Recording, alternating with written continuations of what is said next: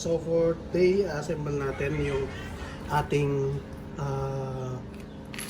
upgrades sa 3D printer natin para maging dual belt driven siya. So meron tayong loop dito na GT2 timing belt at saka meron tayong 2 meters na timing belt din dito na atin. Then ito yung mga print natin na kailangan natin later on para sa assembly. Ito kasama to. Ayan. So yan lahat, na-print na natin silang lahat. At may kasama din dito mga spacers at saka itong M5 by 40. So hindi ko kasi mabili ng take isa lang. So take isang set sila. So 20 pieces yan. Ito meron din tayong M5 by 30, M3 by 8. Yan lahat. M3 by 10. Tapos saka bolt na M3. So may bolt din kasama na M3 dyan. And then we have yung ating T-nuts. Washers. Okay. M3 by 6 by 20. So hindi kasama yan. Okay. And then we have M5 by 8 saka M5 na lock nut. Lock nut meaning meron niyang plastic sa loob. Okay. And then we have also M5 by 25 saka M5 by 20. 20 pieces lang yan. We have also yung ating rollers. Yung may T20T yan. And then meron din tayong tatlo na 20T. Tapos meron din tayong 20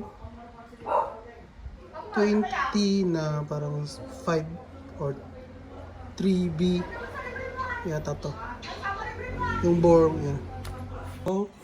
So okay na yung ating mga materials na gagamitin. Ang unang-unang gagawin natin ay pagtatanggal ng ating Z-rod.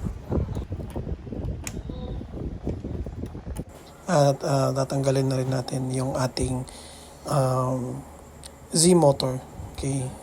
Para hindi bumaba, lalagyan din natin ng support yan para hindi masira yung ating extruder. So, yan yung mga yan.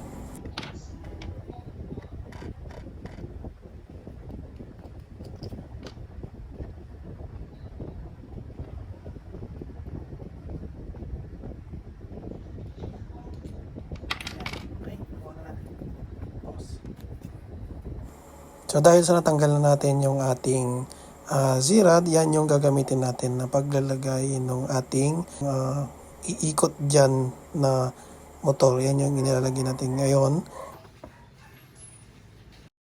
Okay, so ilalagay natin dyan yung 20T na 5B na ating na pulley. And then sasamahan natin yan ng M3 by 6 na 5 para hindi gumalaw yung ating pulley. So ABS kasi yung ginamit natin, so medyo nag-expand siya. So medyo mahigpit yung ating paglalagay dyan. So kailangan nating pilitin. Kailangan mong munang konting iwi para ma-install yung mga bolts na yan. So ito. Tapos na tayo sa isa. So after natin magawa yung pulley, lalagyan naman natin yung ating lalagyanan ng motor. Dito nilalagyan na natin unang-una yung ating mga M3 bolts. Tapos lalagyan din natin siya ng bolt for the tensioner later on. So dito tinalagyan na natin yung ating tensioner na assembly kasama na nung ating Z-motor. Okay? So nilalagay na natin lahat dyan yung ating M3 na bolts para ma-fix na siya. Sa kabila. And sa kabila.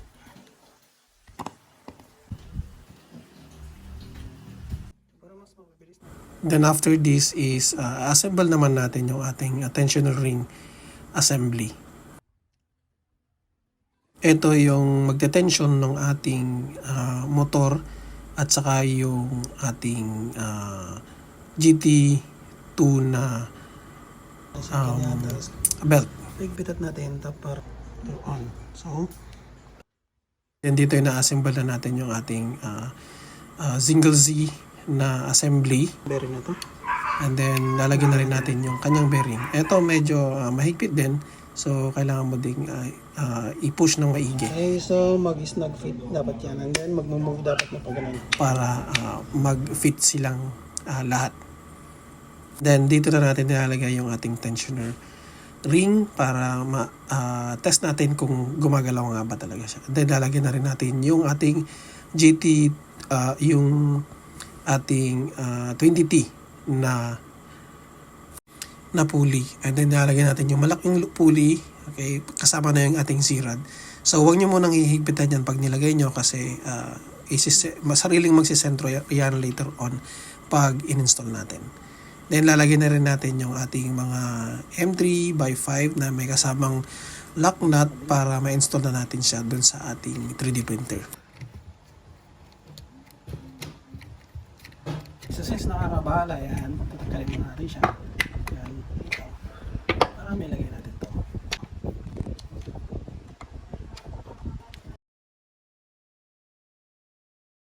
So lahat pala ng nuts at saka yung mga gamit at saka mga 3D or STL file niya is mahahanap nyo dun sa kay kevinakasam.com.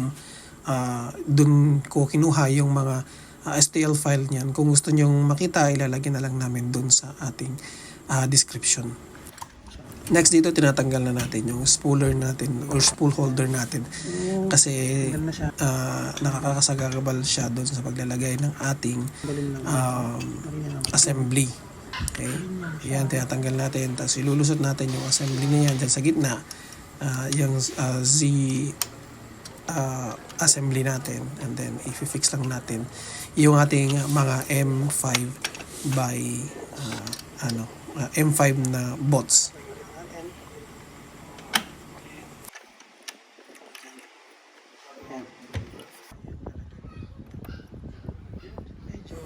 Hindi, ngayon naman ina-assemble na natin yung ating mga panggilid, yung mga gilid na mga may bearings na. Yan yung mag-stabilize para hindi mag-wobble yung ating Z-rod. Binibidyo eh.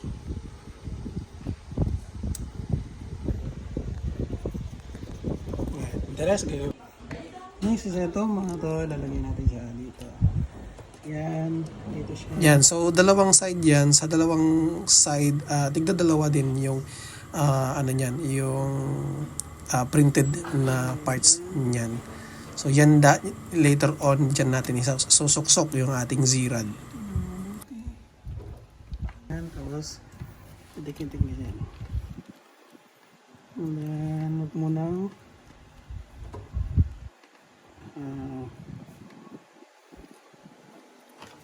and then next is dito naman sa kabila. And then yung gagawin natin,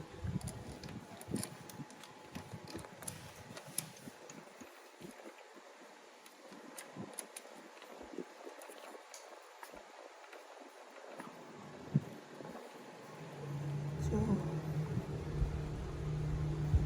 yung tapos itulak natin to. Ito muna. So dito sinusuksok na natin yung ating Z-rod. Ilalagay na rin natin yung ating mga 20T by 5B na mga pulley. Tatlo yan kasama dun sa naunang assembly na ginawa natin kanina. Kasi dyan din nakalagay yung ating malaking pulley. Dito nilalagay natin yung ating belt at saka another pulley sa kabila naman.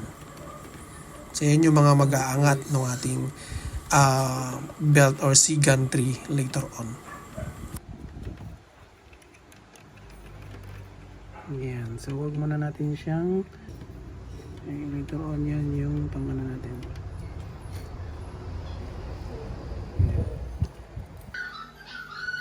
Then ang susunod natin gagawin is assemble natin yung mga kasama doon sa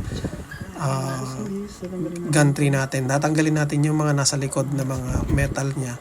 Papalitan kasi natin yan ng 3D printed na part.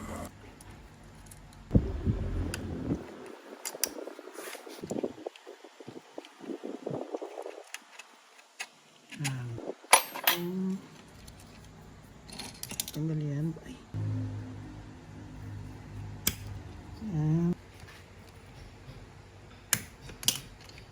nahulog.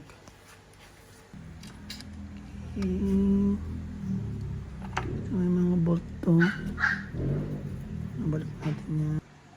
So So, dito is medyo mahigpit siya. So, galaw-galawin lang natin pag nag-i-install tayo kasi medyo mahirap siyang i-install. So, may mga kasamang spacer yan pero dito sa part na to, ang ginamit ko munang spacer is yung mga kasama nating mga spacer kasi mas original yung mga yun. So, yung mga ibang spacer is gagamitin ko na lang later on dun sa kabilang part ng ng assembly nito. So itong assembly na to is nandun siya sa may X-axis motor. And then sa kabila naman is halos para sila mirror lang naman.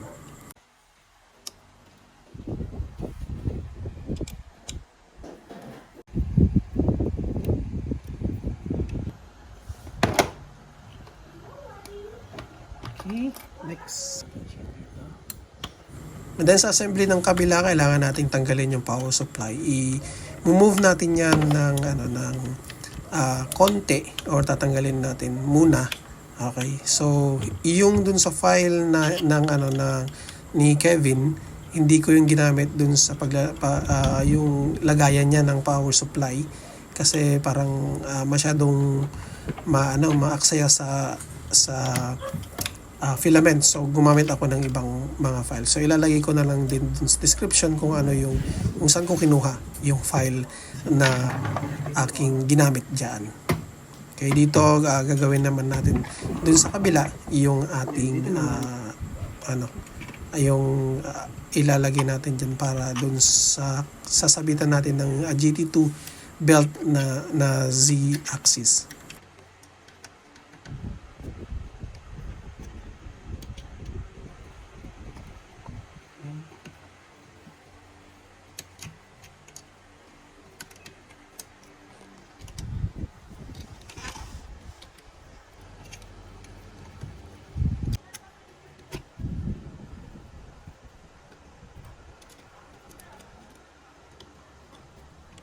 Kasi papalitan natin to.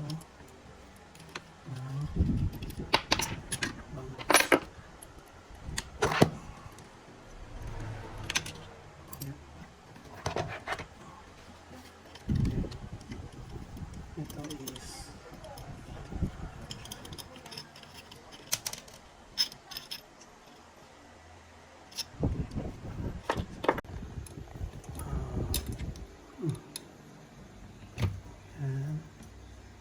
pagawin lang natin.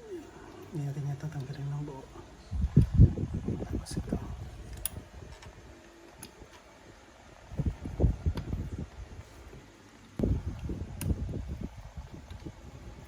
Ito yung tatanggalin natin ng buo. Kasi kailangan natin tanggalin. Yung malaking bolt na yan, tatanggalin natin kasi papalitan natin yan kasi hindi yan kasya. So, papalitan yan. Pinapalitan ko na siya dyan. Pero, kailangan yung ayusin na maigi yan kasi hindi round na head yung ginamit ko dyan. Yan yung ginamit ko is parang flat head siya na allen. Kaya medyo mahigpit yung kanyang pagkakalagay. Medyo nahirapan ako sa paglalagay ng ating assembly na ito. Natin ito. Dito yan. And then, lagyan natin siya. Same dun sa baba. Makita. And, yan. Yan. And then, kukuha tayo ng spacer niya din. Diyan. And, so, dito sa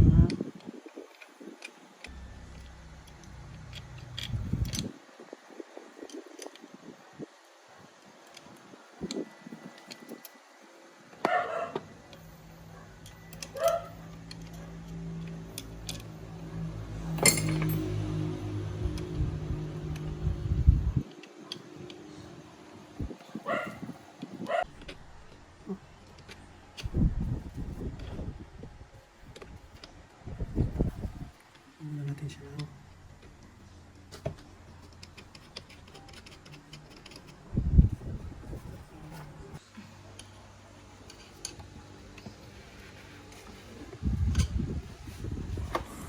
So halos matapos na tayo. So ito naman ina-assemble na natin yung pangbaba na tensioner niya. Yan yung merong dalawang pulley na 20T na 3B yung maliit yung butas.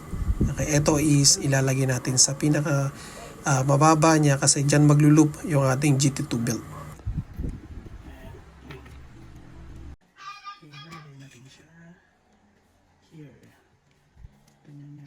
So, dalawa yan, both sides, parehas lang naman yan. Pero yung mga pulley na yon kailangan yung tanggalin yung kanyang mga pakpak o yung kanyang parang spacer doon para mag-fit siya. Kasi kung minsan pag hindi nyo tinanggal yon medyo mahirap siya na na gumalaw o masasadsad siya doon sa may natin, sa may extrusion natin.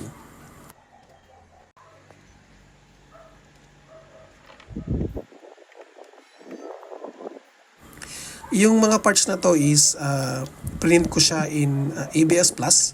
Okay, ang mahirap lang dito is medyo madali siyang mag-crack lalo na kung pinilit mong isuksok yung mga metal parts natin. So I advise you na linisin ng mabuti yung ating mga parts para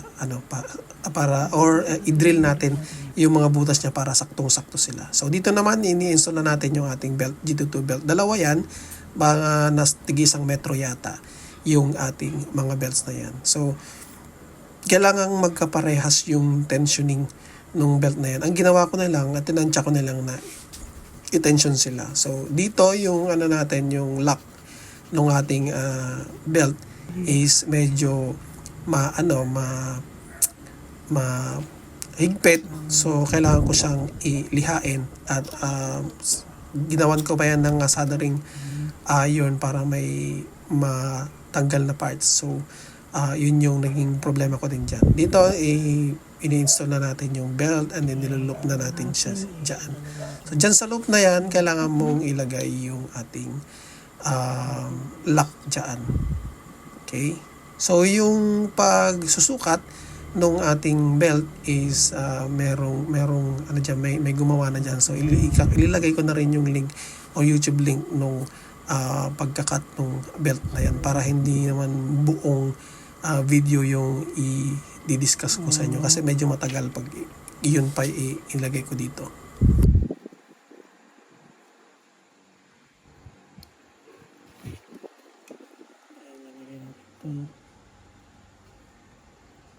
Sa pinaka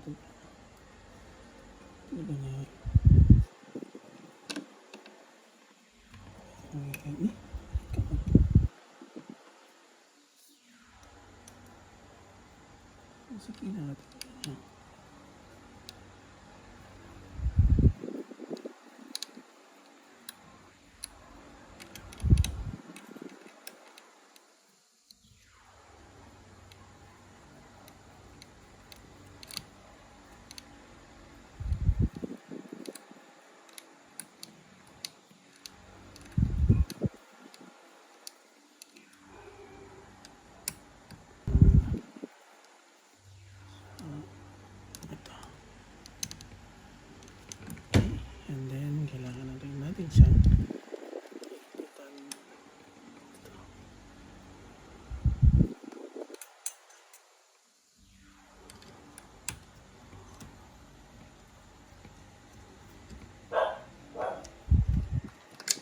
Gagawin na lang is higpitan na lang to. Make sure na pag hinigpitan nyo to, parehas sila ng distance dito sa side na to doon sa kabila. Okay? So hindi ko na uulitin yung paggawa nito doon sa kabila kasi yan. So tapos na natin yung ating assembly, and then after nung assembly ito yung nangyari na mataas ng tunog niya. So hindi ko masyadong naintindihan kung bakit siya nagaganyan. Ang problema pala niyan is nilipat kasi natin yung motor, yung motor na yan. So nakataas siya kasi dati. So nakahiga na siya ngayon. So ang gagawin, kailangan mo palang gawin diyan is babalik rin mo din yung kanyang mga wirings. Okay, yung pagpapalit ng kanyang mga wirings is makikita mo din doon sa sa vlog or dun sa vlog ni Kevin Akasam sa kanyang kasi very naman yung madali namang sundin yung kanyang tutorial doon. Yan dito pinagpapalit ko yung mga yung ating wires. Pero hindi ko alam kung anong kulay nung wires nung sa inyo. So tignan niyo na lang kung paano yung wiring nung sa inyo. Beware lang kayo dun sa pag-wiring na to kasi baka magkamali kayo dun sa pag-swap. Baka pag on nyo is masunog yung mainboard ninyo. Okay? Beware kayo kasi kung minsan nagsushort yan kasi. So dito ini-install na lang ulit natin siya at titignan natin kung magiging okay na yung kanyang tunog.